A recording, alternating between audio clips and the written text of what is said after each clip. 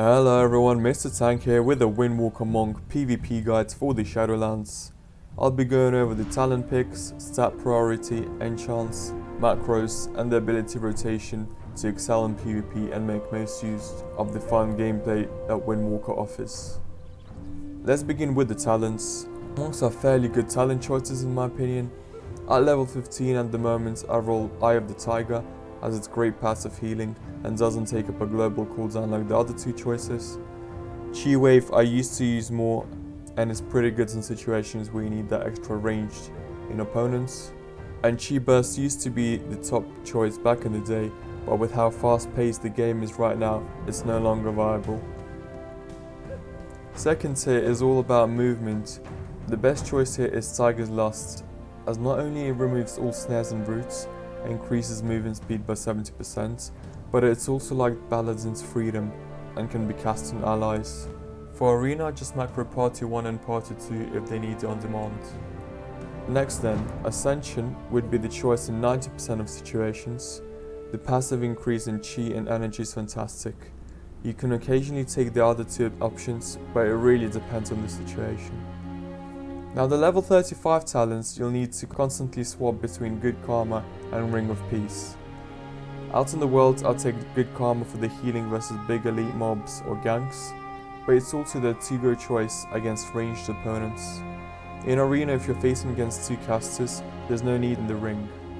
The Ring will be an absolute lifesaver against melees though, and is a must take in those circumstances. Likewise, level 40 talents is the row you'll be changing the most often. For the same reason as Good Karma, I take Inner Strength when soloing or when in 2's Arena. Diffuse Magic will obviously be mandatory against casters, and Dampen Harm is just a great defensive CD, which I actually take in most scenarios to help with survivability. Okay, so next the best choice is the Dance of Chi-Ji. Spinning Crane Kick is very powerful, and getting it for free with 200% damage is incredibly good. The other two are simply not as great, which is a shame since hit combo directly boosts damage through the mastery combo strikes, but if you use the same ability twice in a row, the buff fades.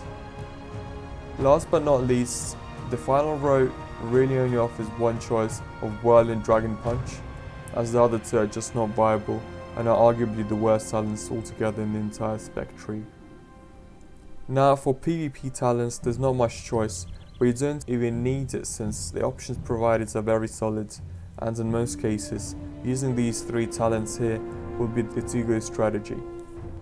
Now then, for my gear and enchants, you can see I'm full purple upgraded PvP with 3 conquest items and a legendary helm which I just got yesterday as this monk hit 16 in last reset and couldn't farm any more Soul Ash from Torghast.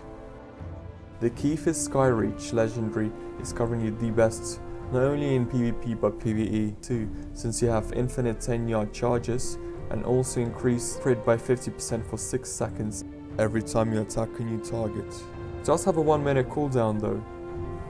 Anyway, enchants are opted for are 20 stamina and 3 movement speeds on Cloak, plus 30 to all primary stats on Chest, plus 15 agility boots, and 16 versatility on rings. Don't know why I have mastery here, need to change that, I just bought this ring now.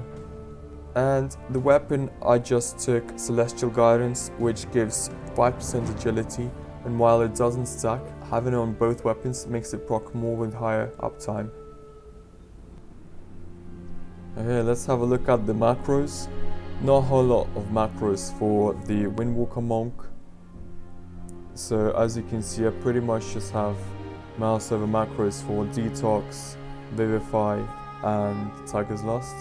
I also have Tiger's Lust for Party 1 and Party 2 if they need it. Obviously just the Focused Kick and Sap. And the main ones are the Burst, which I already said, Storm, Earth and Fire, Covenant ability, maybe a Trinket and Racial, so that's pretty much it. Shen, you will have to activate him manually because he's on global cooldown already.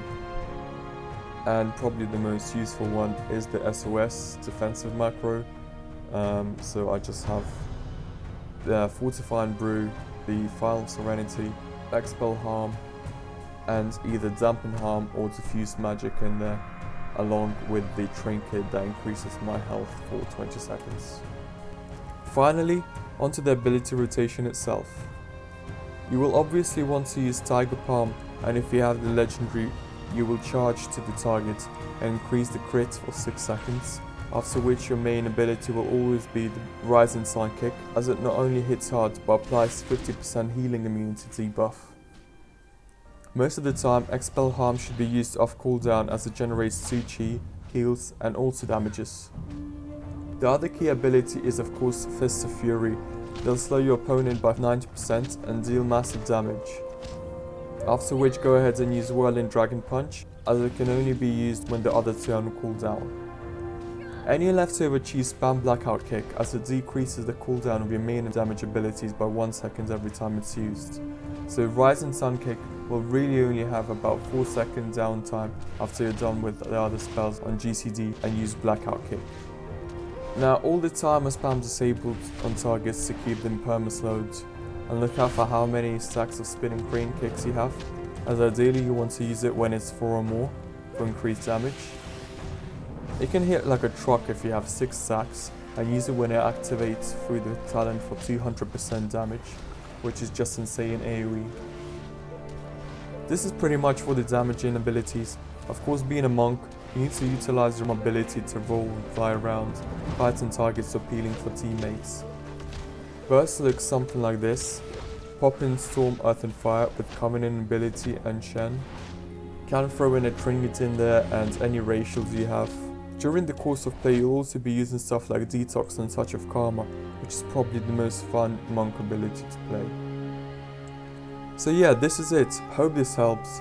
Hope you learned something new here, and if you follow this guide, you'll definitely improve your monk game and have tons of fun using the mobility they offer.